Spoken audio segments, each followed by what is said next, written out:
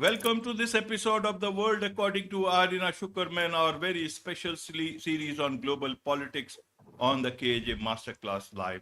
Irina Tsukerman is a US-based national security and human rights lawyer as well as a renowned geopolitical analyst. Her writings and commentary have appeared in diverse US and international media and have been translated to over a dozen languages. And every fortnight in The World According to Irina Tsukerman, we traverse the geopolitical landscape and delve into pressing international issues and gain insight from Irina's expert perspective. Welcome to the show once again, Irina. Thank you so much. Glad to be here. Absolutely, absolutely. It's a special occasion in that sense. This is the 50th episode of The World According to Irina Tsukerman on KAJ Masterclass Live. So this is is very special. It takes a lot of effort, especially from you, Irina. To this means we have almost completed 2 years plus in that sense because it's a bi-weekly episode in that sense. So it's a very special occasion. Also from that perspective, and also from that that we have been talking about. This helped me also get updated, know about your insights, and also get updated on all the happenings, political happenings across the world. So I have learned a lot in this whole series, all throughout, Irina. Otherwise, generally, doing other shows and all, I would not be able to know about it. It has improved my knowledge and it has impacted so much in what I do. So thank you once again, Irina, for that. And thank you for the opportunity. I've really enjoyed it as well. It's always been thought-provoking and fascinating. Right. So for the viewers, we will be certainly taking it, much more higher in the days to come with lots of things to do, much more consolidation and putting a lot of emphasis on this particular show. And so we will be talking about so many news today to talk about. But first, breaking news, about the assassination of Charlie Kirk, and then there is this whole attack on Hamas by Israel. And obviously, we'll touch on the Nepal developments first. So whichever one you want to take first, Irene.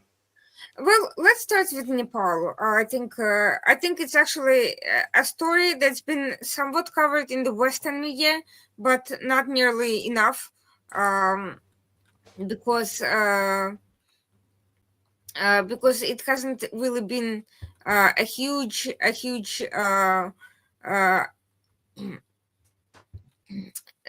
it hasn't been a huge part of geopolitical landscape here. It received a lot more attention in Asia, but essentially, to explain a complicated situation simply, the protests in Nepal are basically driven by Gen Z, very young people. It's the most violent domestic unrest in decades. The flashpoint being a social media ban that created a huge uproar.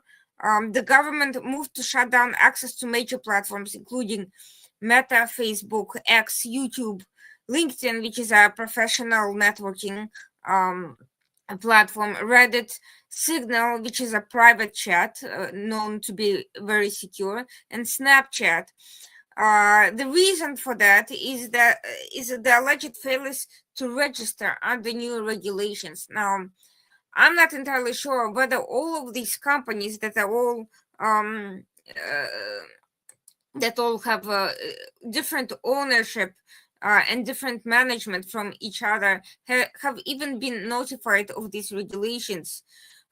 Regardless of the technicalities, the youth which uses these platforms for connections felt repressed. They saw it not as a regulatory step, but as a repressive censorship targeting their freedom of expression and exposure to grievances about nepotism, about elite privilege. So what began as digital outrage online with masses of young people expressing their concerns turned to the streets, and tens of thousands of young people participated into these demonstrations. The security forces responded with tear gas, water cannon, rubber bullets, and even with live fire eventually. Violence broke out. The demonstrators also engaged in acts of violence, reportedly setting buildings on fire and causing deaths, including among former politicians in Nepal. Dozens of protesters also were killed. Scores were wounded in clashes around the parliament building in Kathmandu. And the situation kept escalating ever since then. Government buildings were being taken over and damaged, courthouses, party offices, and even private residences belonging to the political leaders were being set on fire. The stores were being shuttered due to the unrest. The roads were emptied of cars and pedestrians. And in fact, the government sent out army units to assume control of the streets under curfew conditions. Prime Minister Sharma Oli resigned as the government lost control of the situation. And many see it as a complete breakdown in state authority. Meanwhile, at the same time as this political collapse was going on, nationwide security collapse was taking place at the same time. There were inmate uprisings in various prisons taking place simultaneously, as if they were coordinated.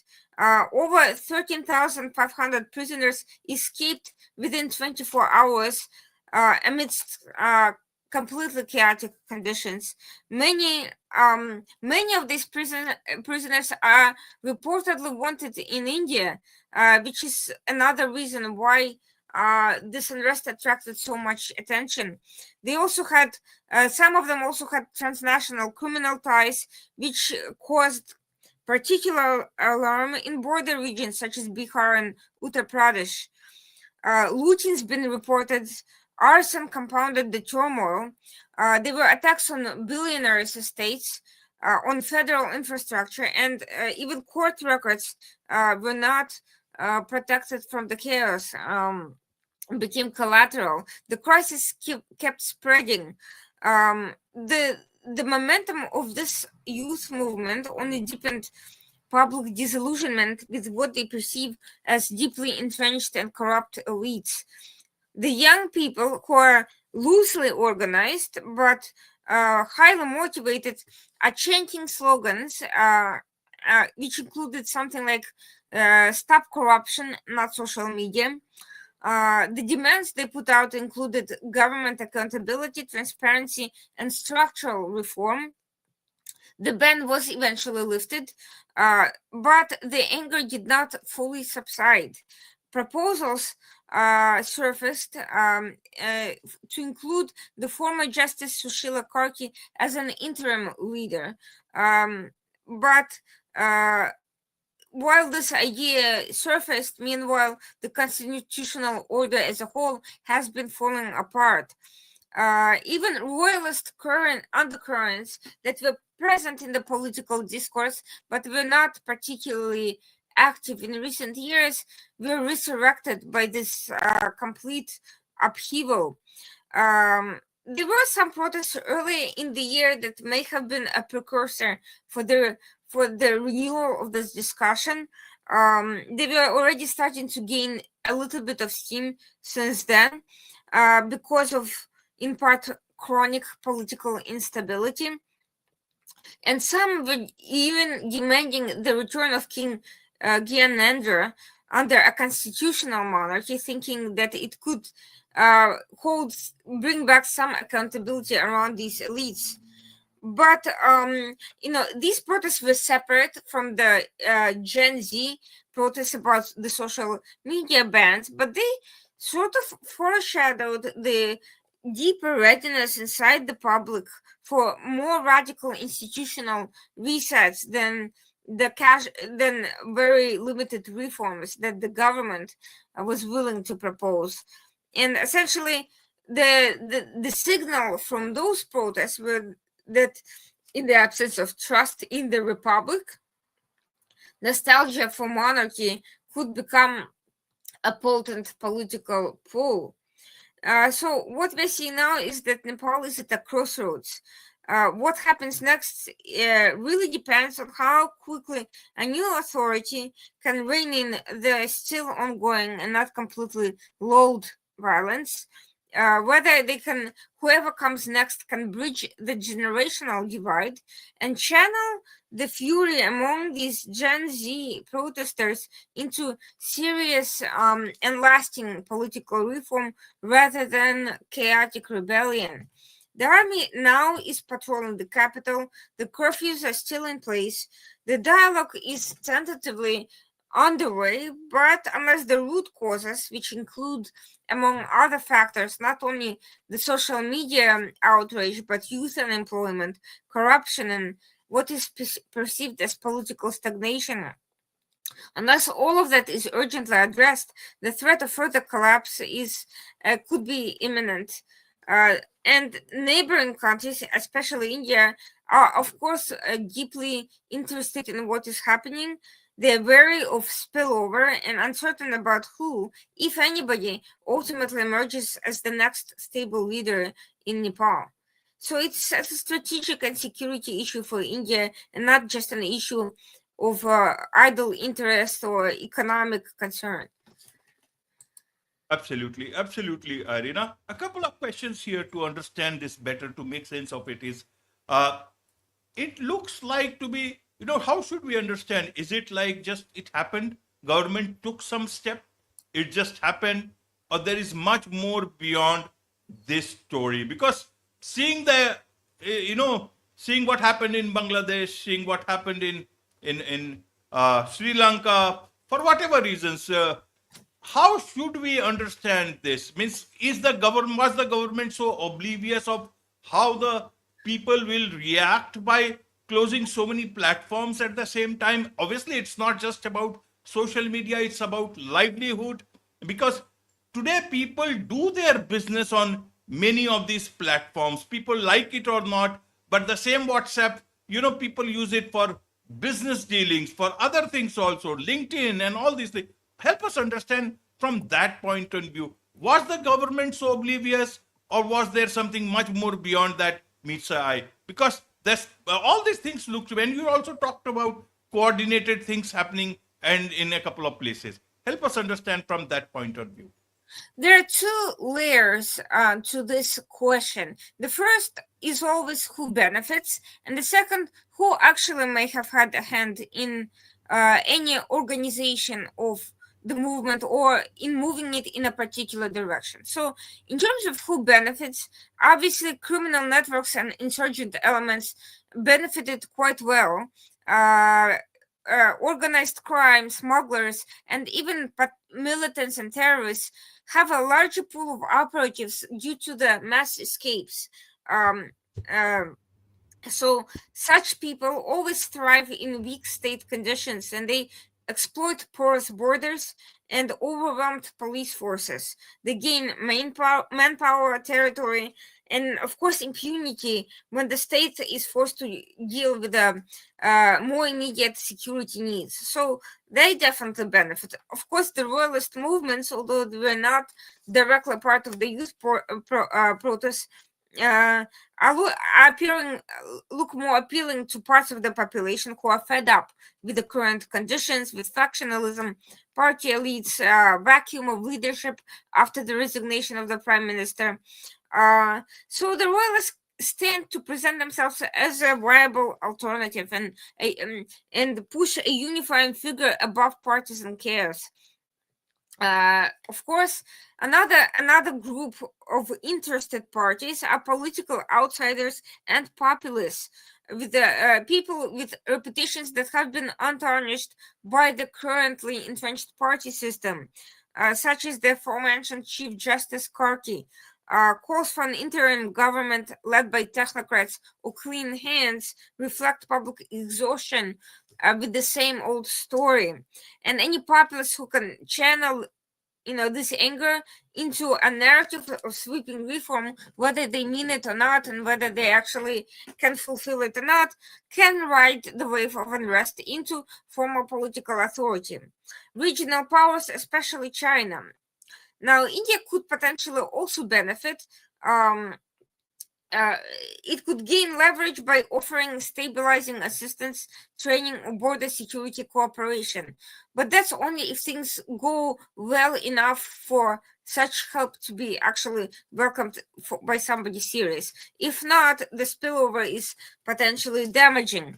And India could become a partner in defining political choices and helping direct the political transition. China, however, is a more immediate and obvious beneficiary because it can capitalize by presenting itself as a guarantor of order and infrastructure continuity, as it has attempted to do with Bangladesh. And it can push its Belt and Road projects under the guise of restoring economic stability. Now, the opportunity can bring Nepal closer to either side, but much depends on who ends up ultimately prevailing in shaping the direction of the country. And of course, these options are directly attached with each other. So India and China find themselves, despite recent rapprochement, at on the opposite sides of this issue. Another potential beneficiary here is the Nepali army. The politicians are now being thoroughly discredited. The police forces are stretched thin. The military is elevated to being arbiter order. The troops on the streets, they're in charge of enforcing curfews and emergency decrees. And that means that the army's hand in politics is being strengthened.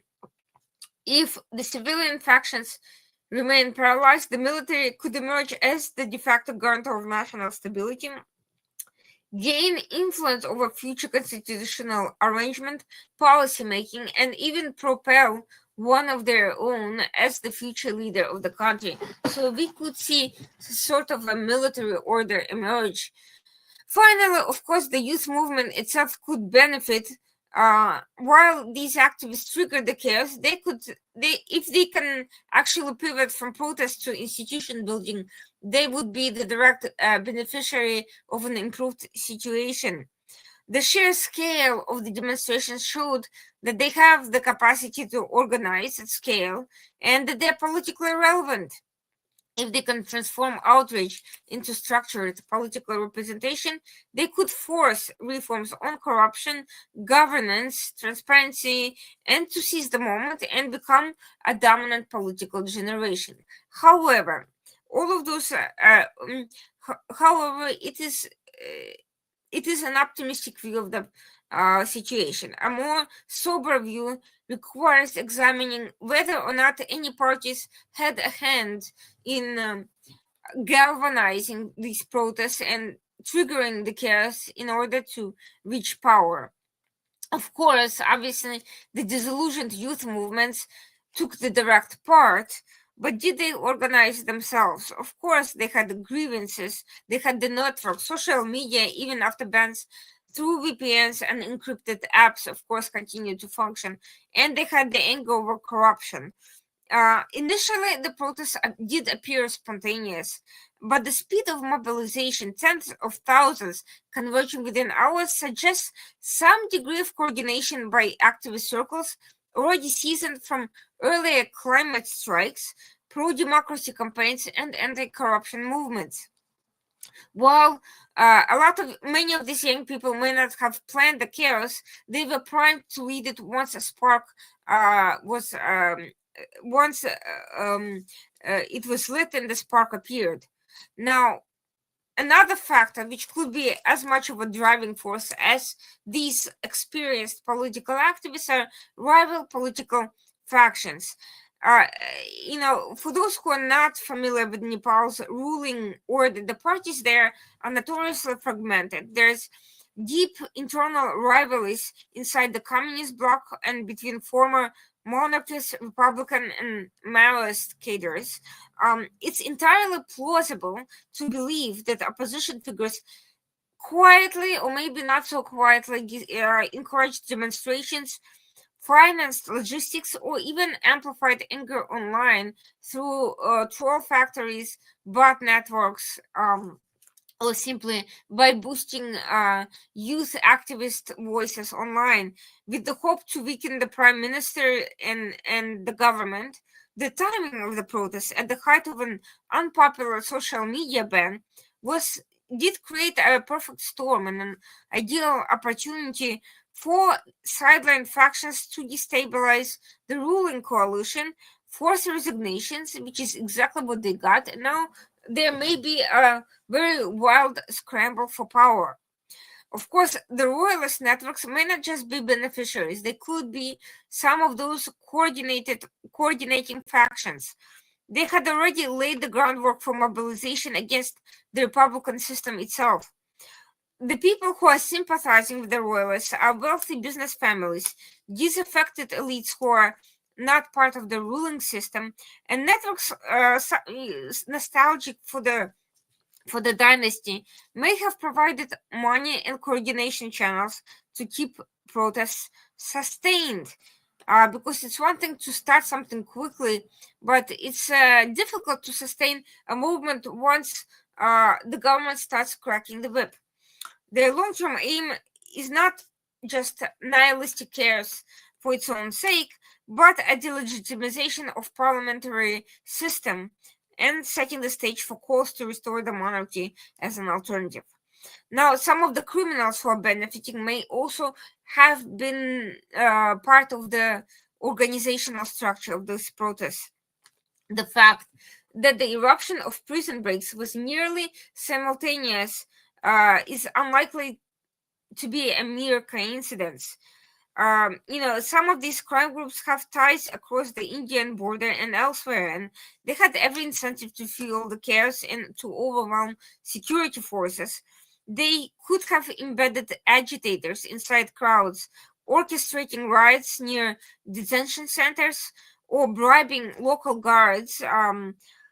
These crime syndicates could have organized mass jailbreaks, um, which gave them additional numbers that they needed to become a much more powerful social force. Instability for them is a business opportunity. It gives them freedom of movement and leverage over the state in some ways, and perhaps some of them are even looking to gain power to cut deals with either with the ruling government or with the competing factions, and actually either launder their reputations and become part of future governments, or to benefit from corruption and from corrupt arrangements in the process. Now, yet another factor that should be seriously considered is the involvement of external actors. Given the fact that Nepal is geographically positioned between India and China, it is highly vulnerable to influence operations. Of course, there are tools to amplify discontent through covert funding of civil society groups, media manipulation, leveraging diaspora networks. India is concerned about Chinese encroachment. It could prefer a weakened independent Nepal to a strong autonomous one, but it's also unlikely to rock the boat. Even if India cuts deals with some of the factions later in the process, it is concerned about spillover and the situation gain out of control. And even if it tries to gain control over the situation, it's unlikely to create a scenario where there is a likelihood it may not succeed. China, on the other hand, might see the unrest as a pretext for offering stability packages, investments, and pushing its own agenda much more directly, discrediting pro-Indian and pro-Western factions. And we have seen that China has already played that role in Bangladesh, although it even cut deals with the previous government as well. So China could be either one of the organizing and partnering countries, or it may have jumped on board at some point in the process and then helped coordinate the ongoing situation further. and amplified it in various ways. Finally, one more factor that is somewhat less familiar in the West these days, but decades ago was the height of the news during the Cold War, are the remnants of Maoist insurgencies. Some of these old-timers were never fully reintegrated into civilian politics. For them, unrest is a chance to resurface, to reinvent revolutionary narratives that could resonate with the unemployed youth. They're familiar with underground networks and protest organizations, and that familiarity could easily be repurposed to help escalate demonstrations from peaceful marches to violent confrontations, arson, even murder, ensuring that the unrest becomes unmanageable for state authorities. And it's quite possible that there is some combination of all of the above: revolutionaries, criminals, and Chinese groups working together for the sake of unseating the prime minister, undoing the current government, and then figuring out the next steps as they go along. Absolutely, absolutely, Irina. And one thing that comes to my mind is that scale of violence. People generally think youth brings change, but can youth bring so much of violence along for the year? Was there another way out of it, Irina? Or do you think it's a big moment for social media also? They will think people don't want us in so many cases, but here it looks like they want us desperately, that they can go to such extent for getting these things back in their lives. How do you see this whole thing? And in terms of the wider message across the world, in terms of, Generation Z, this is the first time we are calling it a Gen Z protest. Do you think, all across a lot of Gen Z people, they will think that they have, normally some people dismiss them as they are not very much, they are very much in their own world, but they can certainly start thinking we certainly can bring a lot of change in this world. I think that there is almost a desperation to look for something new in a phenomenon that's actually as old as time. Because throughout history, young people have mobilized for various causes and played an important role in revolutions, uprisings, peaceful protests, violent protests. They're easily mobilized, they're idealistic, they're not experienced enough to be cynical or to really think about what happens next, and they want to voice their concerns, and they have the energy and the time to do it, so it's a natural fit for movements. We have seen the role of the youth in the Arab Spring, which also turned eventually violent when it was co-opted by Islamist forces.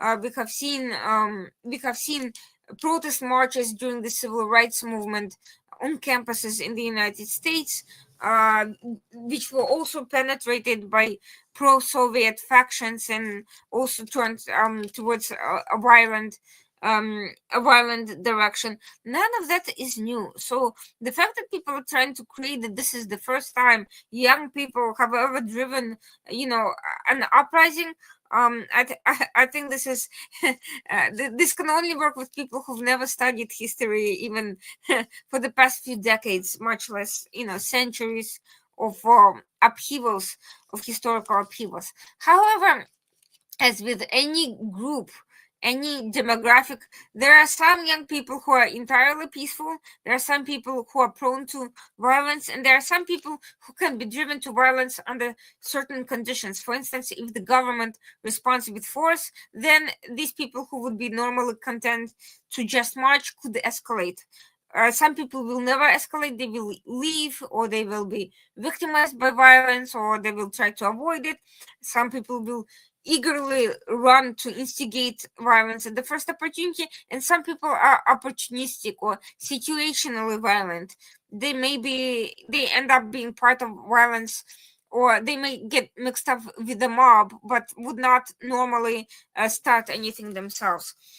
With this third category of people, the likelihood of agitators penetrating them and actually starting violence or amplifying smaller clashes with the government is a very likely scenario. And I think it's while it's very tempting to say that this is, a youth mm, movement against social media and corruption, because of these wider internal political and also even geopolitical factors, I think it's this situation cannot be simply either credited or blamed on the young. I think there are experienced people who knew what they were doing, knew how to fuel or to direct this energy into the direction that they were interested in, and I think they succeeded at that, as very often happens in such situations. Absolutely, absolutely, Irina. It's a new world altogether. And in this new world, activist Charlie Kirk, he has been assassinated. How do you see that, as well as if the attack of by Israel on Hamas? Now, let's start with Charlie Kirk. Just to make it clear, Charlie Kirk was not a violent activist, but he was a controversial one. He was a conservative activist, started out as a campus activist. He himself did not finish college. He was basically homeschooled Christian conservative with a kind of pro-religious approach. He kind of started out trying to build a conservative, traditional values-based movement across college campuses, and that movement then, as he kind of aged out of that age group, he kind of took the show on the road and started engaging older young professionals and others, and essentially creating a very viable political force that could be mobilized towards engaging young people in politics, registering voters, getting people elected to office. Very much a very traditional political thing, not so different from the Reagan activists who mobilized masses of people around the country to give Ronald Reagan overwhelming victories. And in the beginning, that's all it appeared to be. Kirk became increasingly popular. He was well respected and admired among the conservatives because he appeared to be fairly moderate. Um, he also appealed to pro-Israel people because he was a vocal defender of Israel on stage, and many people credited him with changing their minds or educating them about Israel through debates. He engaged people of different points of views, which is somewhat unusual in our times. So again, the first years and the beginning of his movement were quite respectable, not all that controversial, but increasingly, because he was not someone who had because he was an activist and not necessarily a conservative thinker or conservatively educated leader, that energy quickly became channeled into increasingly more populist direction.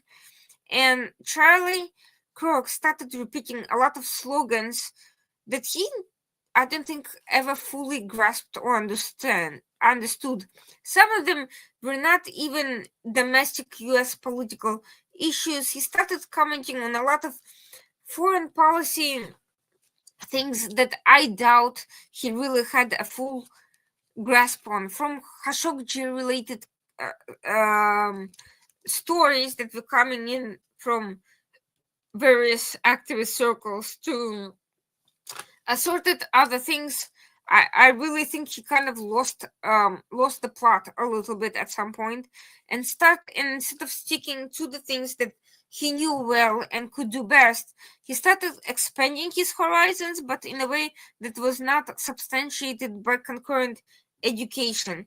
He was just becoming more active in causes that were far from his direct experience and his communication level.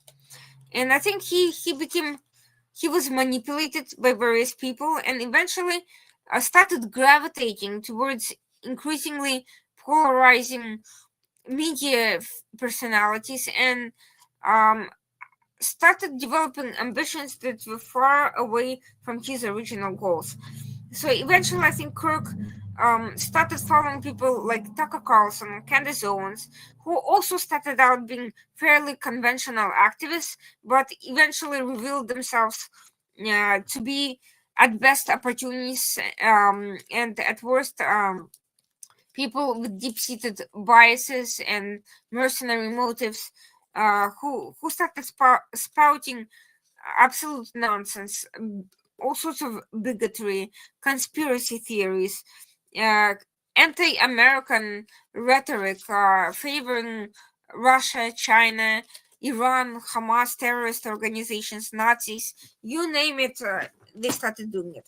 Now, Kirk never went that far. He never actually praised Nazis or anything like that, but he did start giving platform to Tucker Carlson and Candace Owens after they already became lost a lot of their reputation due to their views and new positions. And Kirk became a very integrated part of Candace Owens' network that links back across from US to internationally, Britain, France, and other Western countries, and has links to pro-Russian propaganda networks that likely have funding from sources that either launder Russian money or directly channel it. These networks helped Kirk spread his organization, Turning Point USA, to Turning Point UK. In other words, he became an international figure with the help of these characters. He also started changing his own tone on Israel as well as on other issues, became increasingly conspiratorial, increasingly critical. Whether or not he simply sold out for financial gain and access, whether or not he was manipulated into actually changing his mind and bought the Kool-Aid, or whether or not he was sort of with that sort of people all along and over time increasingly bought into it and became increasingly useful to them, all of that is not clear, and I'm not sure we'll ever know, given that he died at the age of 31 as a father of two very young children, as an internationally known figure who was mourned both by President Trump, who considered him a close ally, and by Prime Minister Netanyahu, who may not have followed the recent developments and knew him from his past as a vocal advocate for Israel. But between all of these things, he represents a very complicated figure who nevertheless never engaged in any acts of violence himself, nor endorsed some of the most radical discourse and the more radical violent tendencies that some of the increasingly normalized fringe far-right groups started exhibiting in the last few years.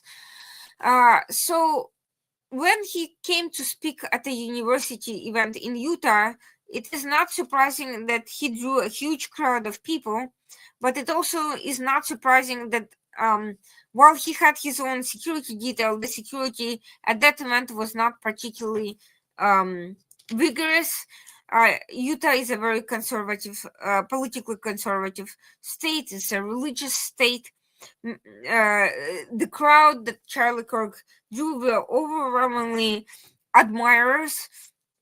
It was not the kind of event where there were mass counter demonstrations of leftist protesters or assorted activists from radical causes. It was just a fairly standard and typical event of that type. And it's interesting that right before being shot from 200 yards with a rifle, Charlie Kirk was asked about the proliferation of mass violence and mass murders in the United States in recent years.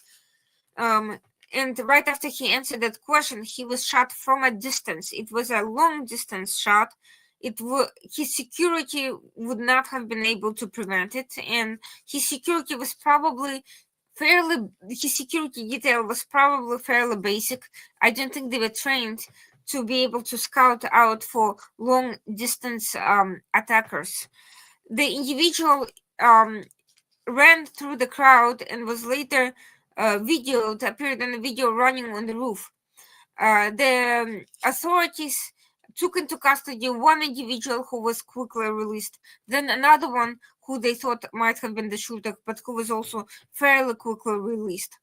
As of now, the assassin appears to be at large. From all appearances, it seems that the motive was political, but it increasingly seems that whoever it was not an amateur, but probably someone with at least a professional training. Maybe not a hired professional hired to execute this task, but at least somebody who has had some training, possibly former military or former police officer or security guard of some sort. Who knows? But somebody who could shoot from a distance and shoot. He shot Charlie Kirk in the neck, and he was brought to the hospital fairly quickly, but the injury was incompatible with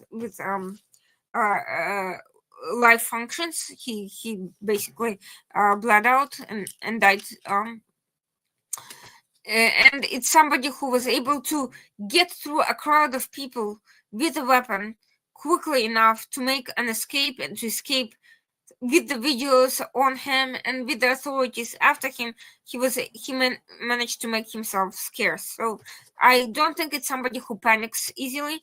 It sounds like somebody who was prepared for this operation, who probably scouted out the venue and had a good idea of the type of environment that he or she would be facing, most likely, if I had to guess. So we are facing an unusual scenario. Usually in previous shootings of that type, the shooter was either killed or apprehended quickly. We have seen the past attempts on President Trump where the shooter was quickly dealt with, but this is not that instance. We are seeing a surprising scenario, and we are already seeing Russian propagandists trying to spin the narrative to favor their own agenda, claiming that he was assassinated by pro-Israel forces because he was turning against Israel and giving platforms to Tucker Carlson and so on and so forth. So clearly, there are going to be chaos agents who will try to capitalize on this atrocity. Who will try to discredit the U.S. legal system and who will try to turn people on each other for political reasons, and those are the direct beneficiaries of this act. This is yet another reason I'm concerned that this was not just some delusional, hater, obsessive with a particularly visible activist personality, but rather somebody from some organized cause looking to further that sort of polarizing agenda. That is my biggest concern, that something like that could easily be turned in a way that can get out of hand. Absolutely. We'll have to wait and see how this develops. What was the message here, who benefits, and what other players are doing on this. What about the Israel developments, Israel's attack on Hamas? This has been a highly unusual development because this is the first time Israel has attacked Qatar's territory. This happened one day after Hamas rejected the ceasefire plan proposed by the Trump administration, which Israel quickly accepted. And within days of President Trump's comments that demanding that Hamas release the remaining hostages or face the consequences. Now, there's no indication that the U.S. took any part in the planning of the separation. In fact, it sounds like many members of the administration were not informed about it and were kept out of the loop. But it does seem like the president was aware of it, and it does seem that the Qatari leadership was aware enough to, at the very least, keep out of the way and not participate in the meeting that was targeted by Israel. Now, according to Qatar, Hamas, and Arab media sources, these leaders were not themselves harmed. or at the very least they were not killed. But there were 5 or 6 members of Hamas, lower ranking members, not the top decision makers, who did die. And it does appear that one member of Qatari security forces was also killed, so he must have been in the immediate vicinity of that event when that happened. Of course, Qatar and various other countries condemned the occurrence. Trump promised that this would never happen again on their soil. Trump distanced himself from this development naturally, but it also seems that he was disappointed with the fact that the top leaders who were supposed to be taken out appear to have survived.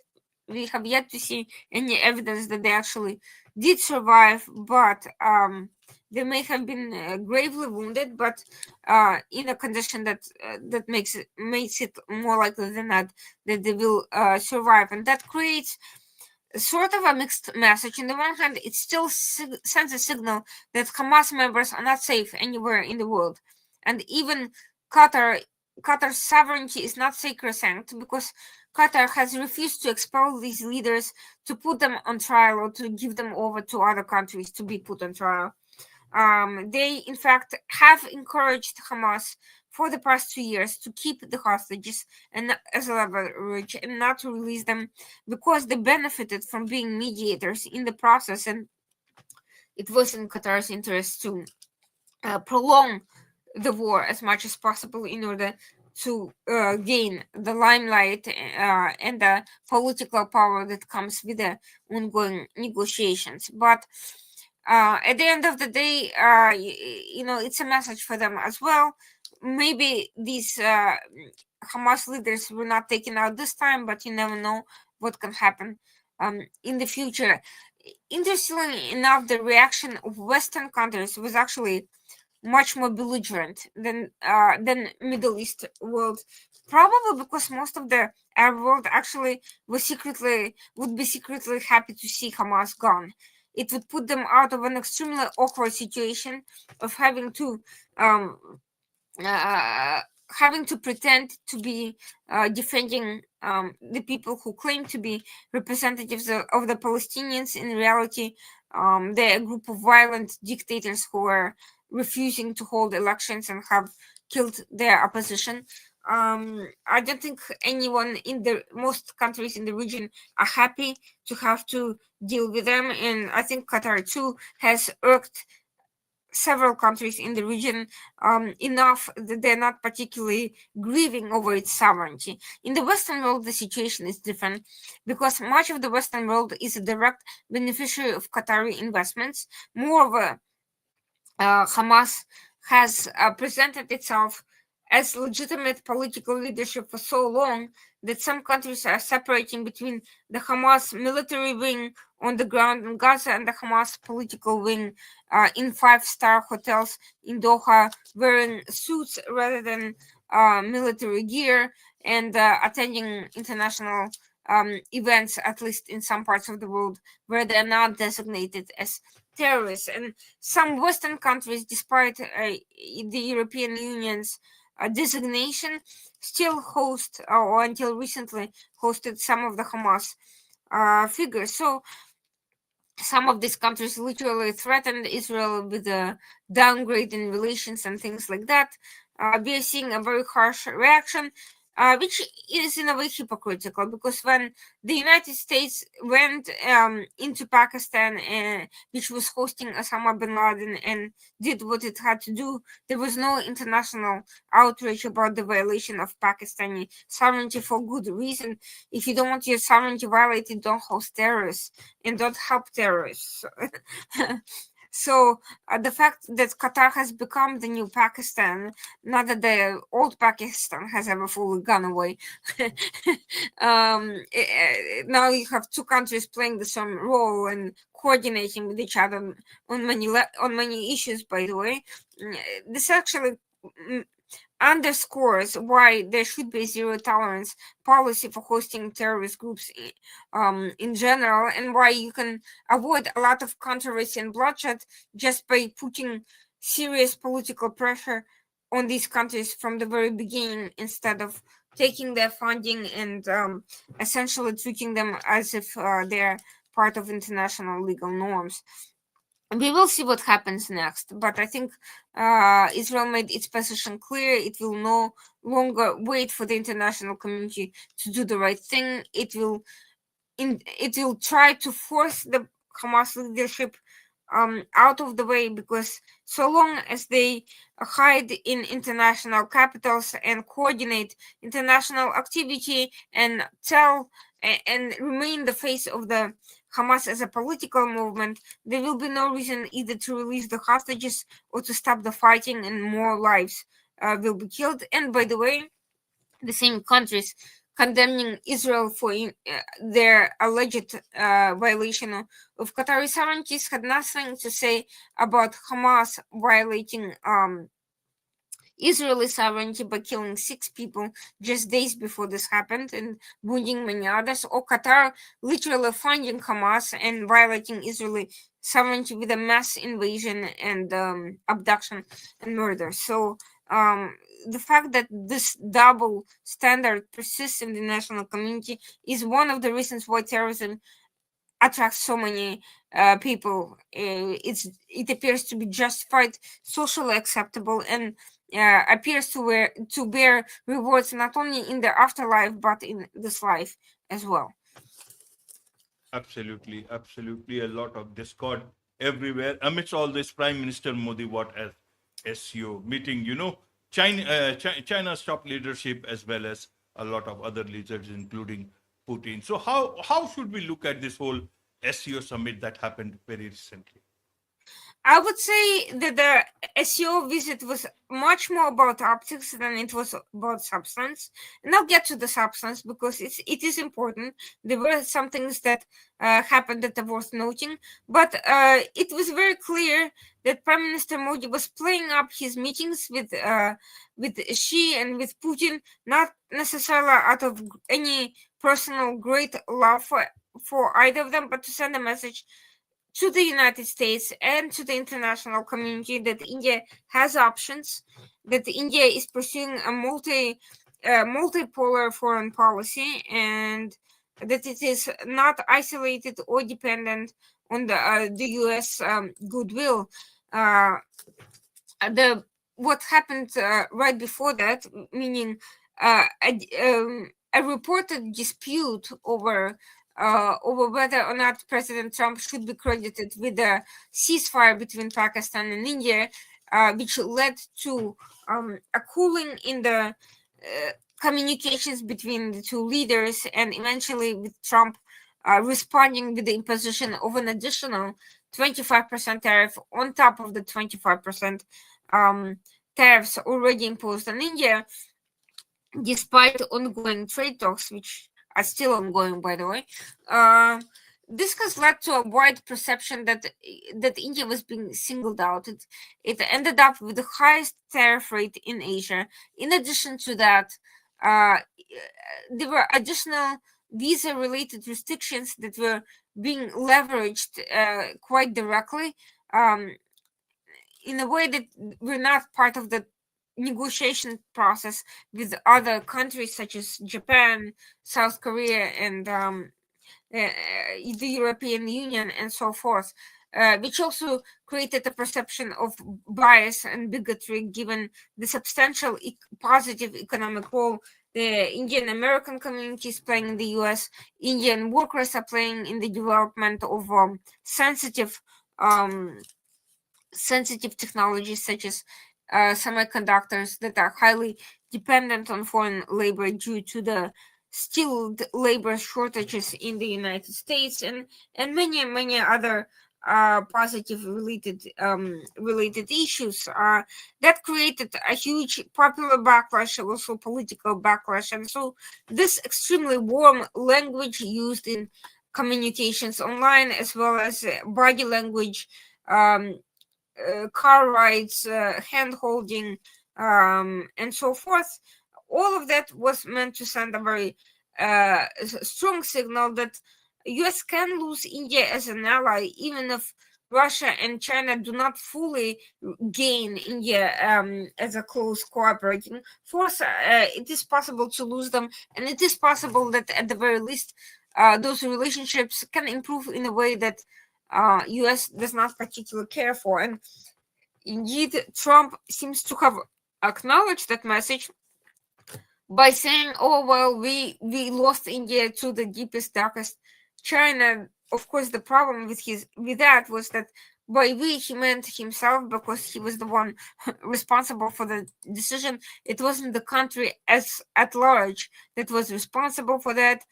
There's been a great deal of business cooperation growing on the popular level, and I doubt anyone in the United States is happy about the major economic blow related to these tariffs. Now, regarding the substance,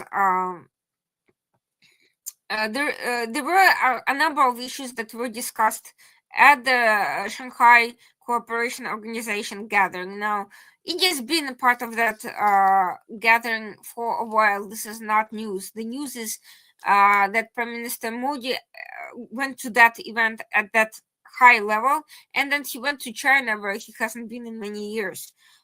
So that's a radical departure from the previous posture, with India seeking to distance itself from China, suspending direct flights, restricting visits from China, and so forth. Now all of that is being undone by Trump's impulsive and highly personal reaction to a disagreement over the Nobel Prize issue. So what was brought up at SCO? Core interests are related to India and related to the competing blocks that it is now facing: counterterrorism, energy access, stable continental supply chains.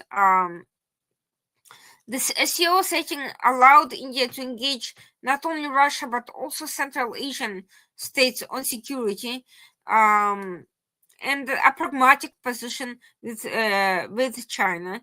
Connectivity and finance played a major role in the discussions. There is an interest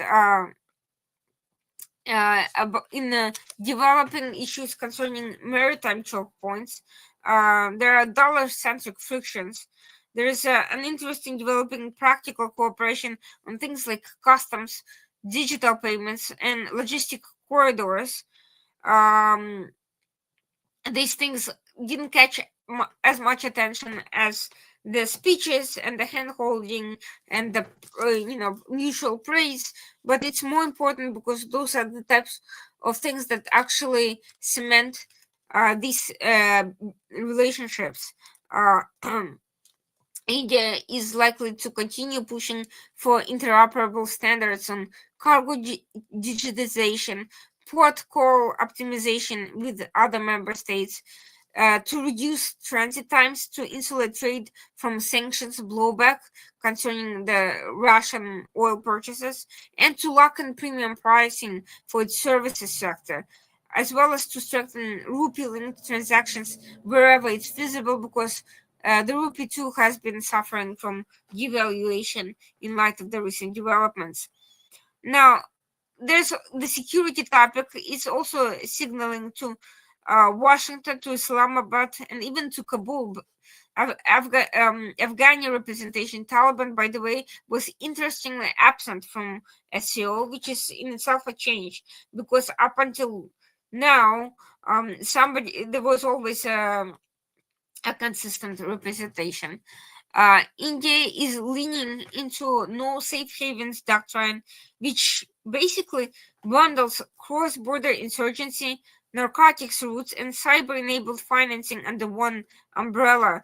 It's treating terrorism as a supply chain problem, and that allows India to justify broader intelligence sharing and maritime domain awareness projects with Central Asian partners in particular, even if the China factor complicates air and ground deployments, which means that despite that India can separate its bilateral disputes and differences with China from multilateral public goods and cooperation. Of course, technology and critical minerals are always a topic of such blocs and discussions. India has concerns about headline FDI announcements and terms of trades concerning semiconductors, battery inputs, and also grid hardware. If the SCO proves useful in normalizing long-term offtake agreements in such important resources as copper, nickel, and rare earths processing, India would gain leverage against tariff swings in other places like the US. The trade-off, of course, is in its ability to manage the optics of proximity to China.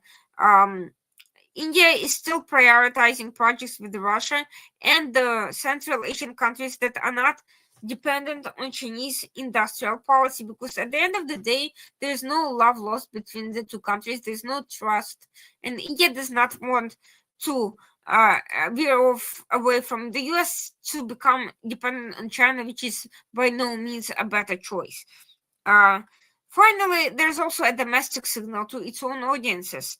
Modi is underscoring that Indian strategic autonomy is compatible with tighter ties to the US and the Quad. There is no contradiction necessarily, but it's a hedge in the world of sanction cycles and weaponized interdependence. So India is not withdrawing from the Quad. In fact, right before SCO, Prime Minister Modi went to Japan, where he was very warmly received. He got a very symbolic cultural gift from the leadership there. He had top level meetings, and he formalized a number of agreements, pushed for mutual investments, a move that went very successfully. Strengthening relations with Japan is allowing a pursuit of Quad relations as well, without being dependent on the United States as the main architect of this structure. It doesn't. India is still signaling that it doesn't want to be dragooned into zero-sum blocks. It will transact where interests align, compartmentalize when they don't, and the stage at the summit is less a pivot per se than a platform for India's ongoing long game. Absolutely, absolutely, Irina. Now, if I understand, a lot of good talks are expected between US and India over this trade tariffs and all. And if the messaging has been quite positive, especially on the social media part. So tomorrow, if all these things become normal, the tariffs are either withdrawn or come to a very nominal level. Do you think the gains from the SCO summit, especially with regards to India China, how do you see that? Will that be permanent? Will China deeply engage truthfully with India going forward? I don't think China is an actor that India can or will trust. However, I also don't think that India will trust Trump to not suddenly raise the tariffs again, even if that issue is resolved in the near future to mutual satisfaction. I think the international community does not see the Trump administration as a whole, frankly, as a fully dependable actor, and I think this hedging is likely to continue, even if it's kept at manageable or minimal levels. I think India is not going to cut ties with China without some clear escalation or obvious provocation or discovery of some plot. Something like that could trigger a sudden cool down, but I think it will manage to try to keep the relations at the current level. I think it will lean into its relationship with Central Asian and Middle Eastern countries, and I think it will also try to balance out its relations with China against Chinese announcement of its deepening defense relationship with Pakistan, which I really think is the clearest signal yet that the love story with India is just not going to happen, no matter how many pundits want to make that work.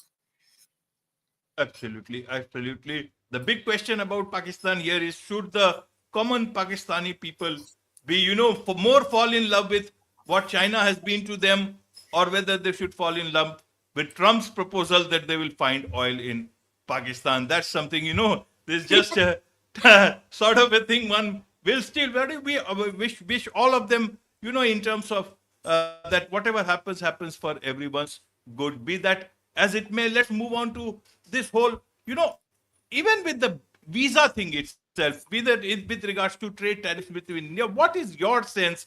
Where does this meeting will actually lead to? Do you sense that there will be a, some sort of a better ties, because Trump, as usual, he will change his mind, bring in some respite to Indian traders who are looking for 50% is too much? Do you think it will be 10%? How do you see this whole, positive atmosphere that is being created for the upcoming meet on this? Well, I have to say things in the US are not going all that great despite Trump's promises. The jobs report has been abysmal. There are reports of businesses going, losing, having to shut down on a daily basis. There are multiple states that are close to Trump's base that are suffering significantly. And quite frankly, there is a shrinking labor opportunity because of the stagnating economy. Ironically, none of that has actually resolved the trade deficit issue that Trump is fixated on. U.S. is actually exporting less and importing more than it was before the imposition of these mass tariffs. And of course, the issue of the constitutionality of these measures is now going to the Supreme Court. This week, SCOTUS has officially announced it is granting cert. It will be granting the review to the decision that came at a loss to the Trump administration. So we will see what will ultimately happen. But while the litigation is ongoing, unfortunately, the tariffs will remain in place, and the visa issue is entirely under the purview of the executive branch, with very limited function for the course of the legislature beyond specific reforms, which are unlikely to happen so long as the Congress is under Republican control. There has been a tightening of the visa issues all around. It's not just India that's a target. However, the impact on India, such as the cuts, the elimination of third-party applications, has been disproportional towards India, because India has used that method to circumvent extremely long queues inside the country, and the reduced staffing at the U.S. embassy during and after COVID, which has not been fully restored. The waiting periods to get a visa to the U.S., whether it's a working visa or short-term visa, are quite extensive internationally, but especially in India, and it's quite burdensome. But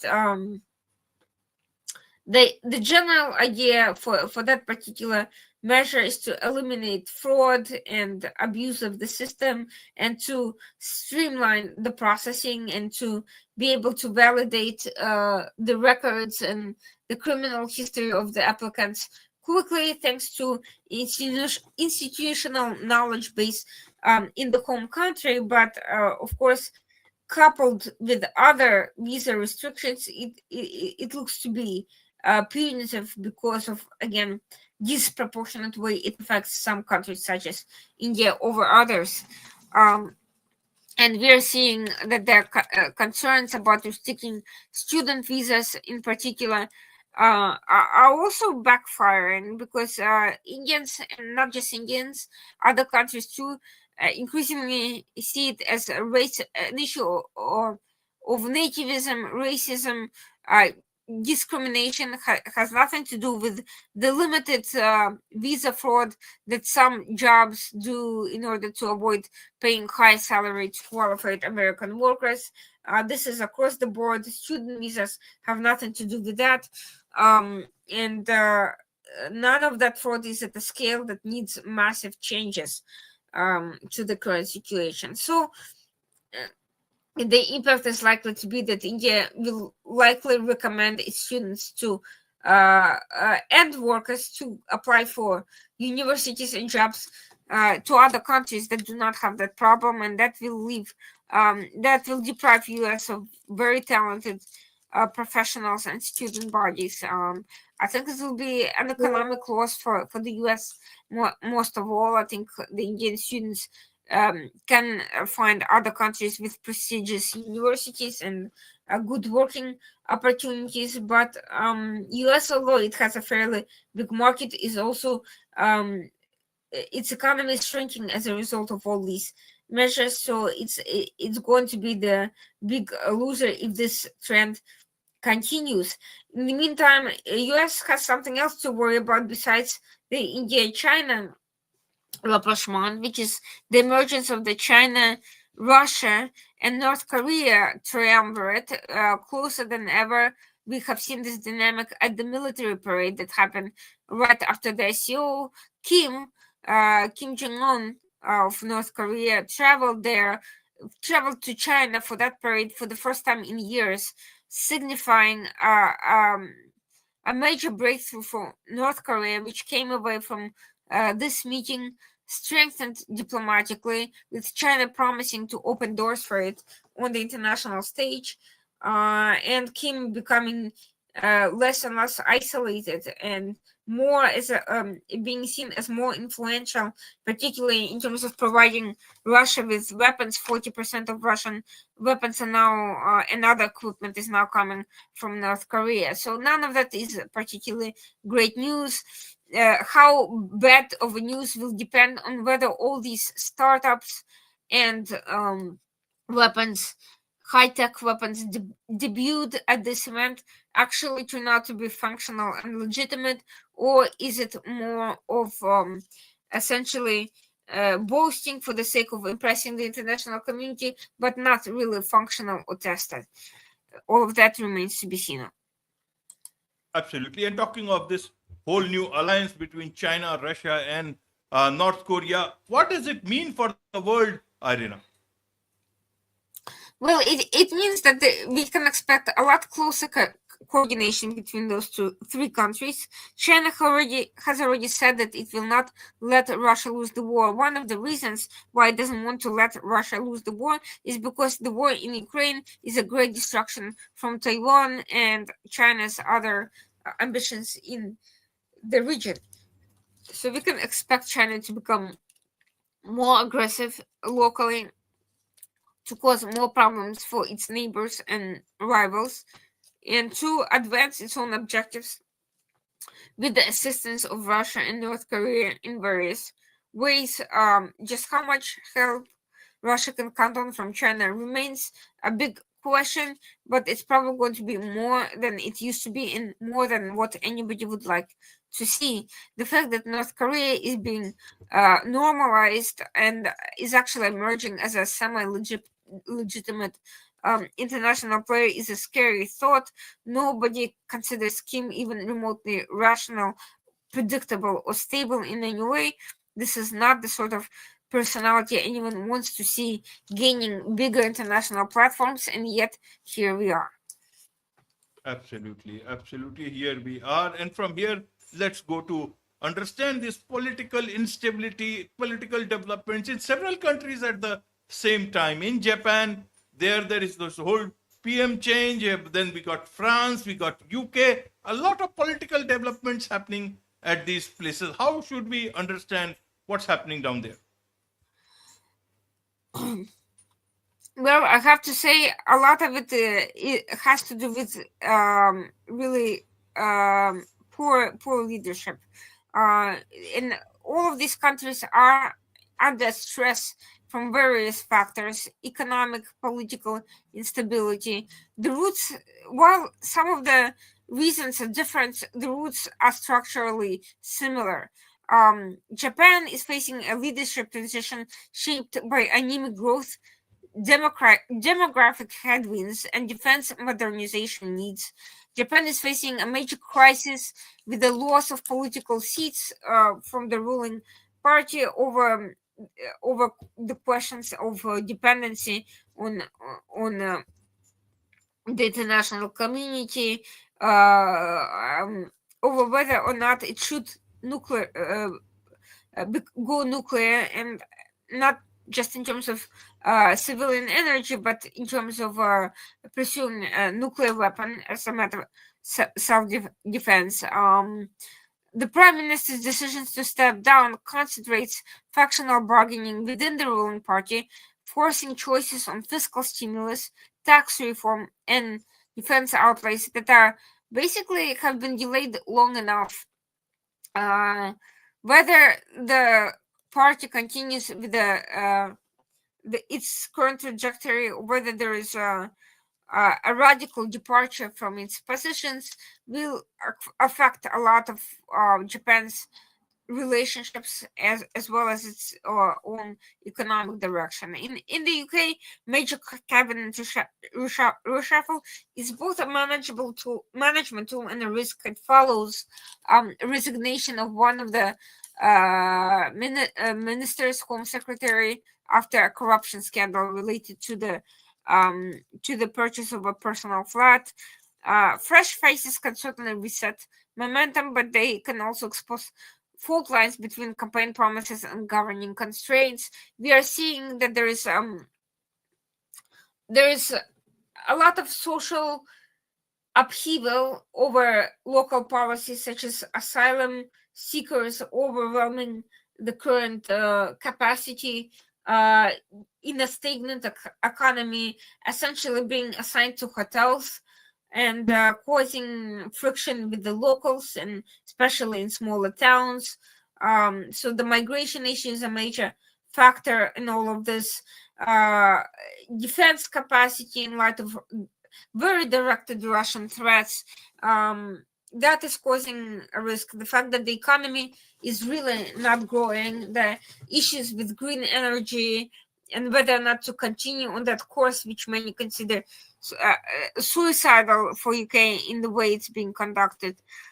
All of these factors are putting a lot of stress and a lot of pressure on the Starmer government.